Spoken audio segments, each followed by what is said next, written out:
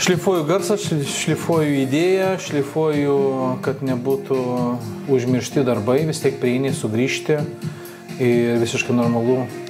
Yra čia tų sumanimų su muzika, o prisiminiau, žinau, kada reikia pasidaryti.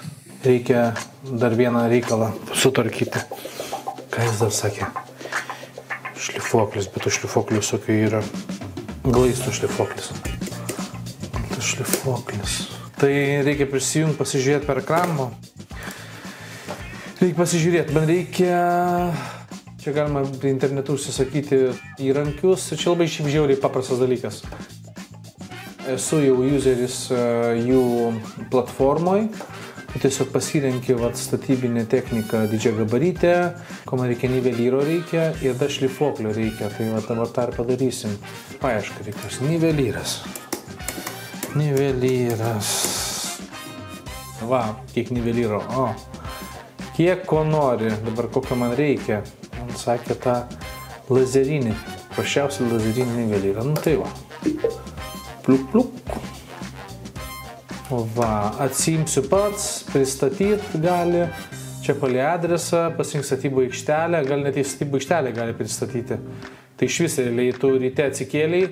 Dar turi kažkokių tai medžiagų nuvažiuoti pasiimti, susiforminai, atveža tau ryte jau visą aparatą ir meistras gali jau kažkokius darbus atlikinėti. Tai kažkaip nėra labai sudėtinga. Aš visada galvoju, kad sudėtingas tas yra momentas. Pasakyti, ko tau reikia, susirasti vietą. Taip, aš pats pasiimti negalėsiu šiandien, tai rytoj tik tai galėsiu. Tai man geriausia prie pat namų, kadangi yra. Reikės šiaip žiauriai paprasta. Kaip į paštomatą to tiesiog paprastai atsiunčia, tu nuvažiavai iš durelių, pasiėmė 2-3 įrankius, kiek tau reikėjo, viskas patogu į mašiną ir mini trakus. Gali ir į vietą pristatyti. O čia dar apačioje yra, man atrodo, jie net ir būdi ir laukia su patarimais, jeigu ką. Viskas labai aišku. Gerai, ko man dar reikia? Man dar reikia šlifuoklio, gal kitaip vadinasi žirafa. Bet man gal žirafos nepristatys į sodybą, bet to vaikam gal ir būtų linksma. Bet ko jie po to maitint, žinai, žiemos periodas. Štai ta garsioji žirafėlė. Irgi į paštomatą. Viskas, jaučiuosi kaip koks senelis, na tai ką čia paspaus, Jėzau Marija, kunčia, ką čia spaus? Adelė, girdi, nesuprantu, kuo čia spaus, ką čia spaus? Viskas labai aišku.